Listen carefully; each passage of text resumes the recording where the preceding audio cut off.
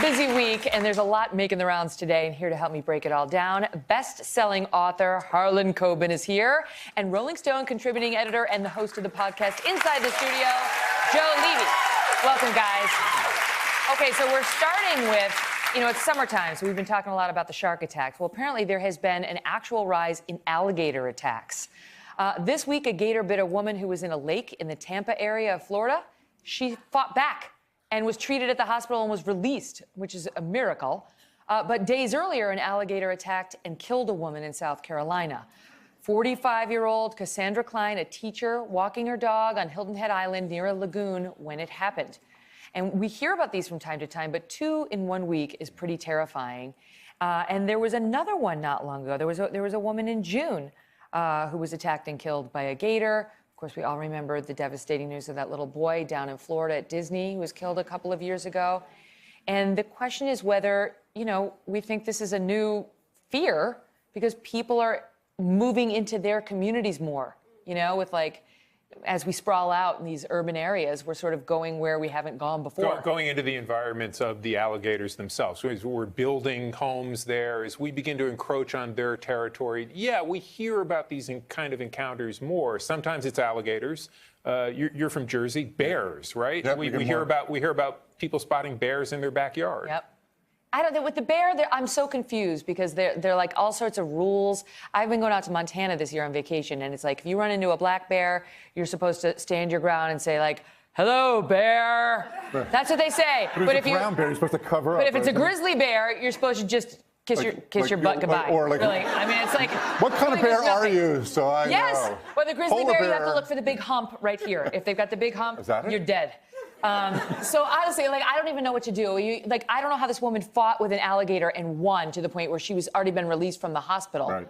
But I tell you, it's scary. And these people who walk dogs or walk in the parks right along those Florida ponds. Because apparently what you read, if you read about this, is that alligators don't actually want the people, but they look at the dogs as prey. Yep.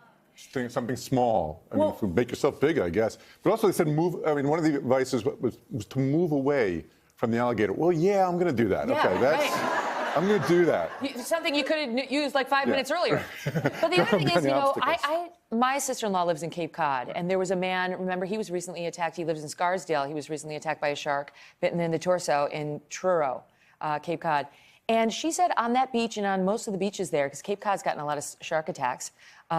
They had huge signs on the beach saying, swim at your own risk, shark attacks frequent. Who would go past that and go into the water? That's the one thing we should point out that it's a little scare tactic. I mean, it's not quite, there's still really, the numbers are really low. Very. Of these sort of things. Especially alligators. And and I think the facts have no feelings or, we have to have, we get scared over things that maybe we don't have to be quite so because scared. It's notwithstanding what happened with this 24-year-old woman who fought off the alligator, you know that the odds are if you get attacked by one, it's not so good. That's why I'm so afraid of a plane crash, because it's if you have a car crash, you could live potentially. If you have a plane crash, we know how it usually ends. Great point. You hear about people, couples that will actually say, my husband and I are going to fly on separate flights, but you drive to the airport together. Do you ever statistically, do that? Yeah, some people are saying yes. But statistically, it's just factual that you would be better off if you were driving in separate cars and flying on the same plane. Yeah. But again, facts don't care about your feelings. I know, exactly right. But to your point, we should tell the audience there's been an average of 10 alligator bites a year in the 2010s, an average of 8 a year in the 1980s. And then in 2017, there were 155 incidents of shark-human interaction worldwide. What does that mean, interaction? Hey, sorry. I'm out of here. It also said alleged interaction. Alleged shark-human. We can't verify all of those interactions. Some of them might have just been an invitation. The shark is lying, and they really didn't have interaction. I wasn't subject to cross-examination. All right, I want to ask you about books. We knew you were coming today, Harlan, so we wanted to talk about the fact that a new study shows a third of teenagers do not read books at all for pleasure. Right. So, have you seen it? I mean, fewer and fewer people are reading for pleasure now, given the advent of the internet and all these games that are available. And, a lot of people might say no big deal, right? They're stimulating their minds other ways, what's the game that everybody's shooting the guns in? What's that game? Fortnite. Right? They're playing Fortnite. What do you say? Well, of course, we should be reading. Reading gives us empathy. We should be reading Harlan Coben books, number one. Specifically. Obviously. Yes, we're being specific. But at the same time, we're all reading less novels. We are all too often on our social media. We're all on these phones much too often. This is not a teenage problem. The other thing I would complain about, if I could rant for a second, is we give our kids too much homework now. Yes. I mean, the kids in school, thank you. Yeah. The kids in school get too much homework.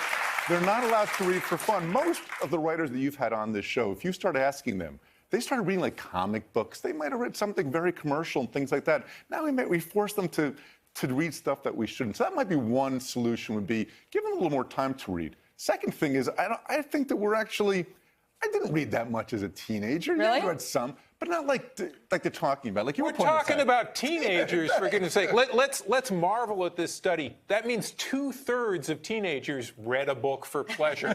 And, let's think about teenagers for a second. Do you see teenagers calling each other? What are you doing? I'm reading a book for pleasure.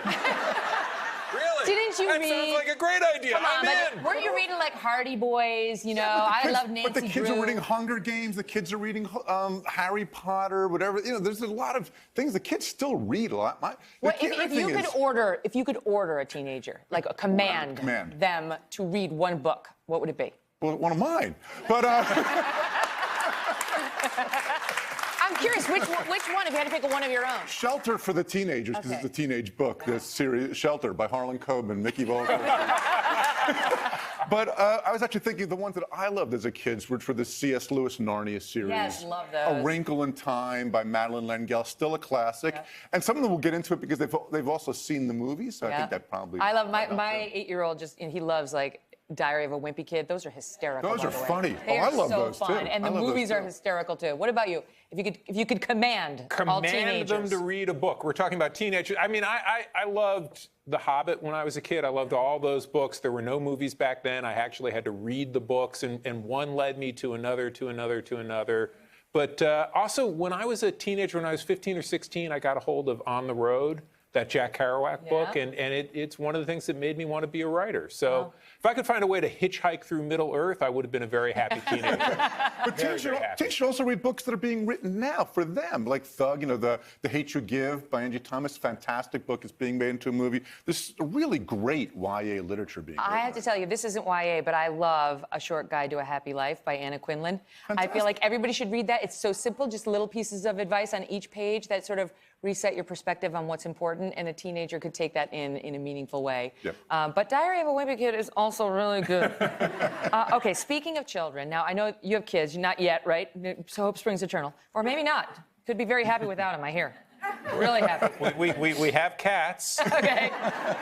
But there's a controversy brewing because somebody wrote into the Washington Post saying, my 2-year-old refuses to get dressed. How can I win this war? Okay, now every parent's been there.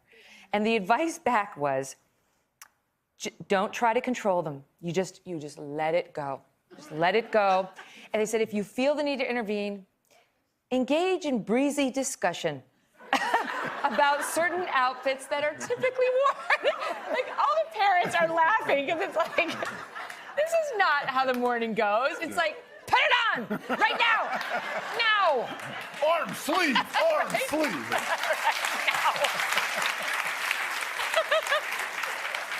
It reminds me of that Friends episode, I'm breezy. Put it on, I'm breezy.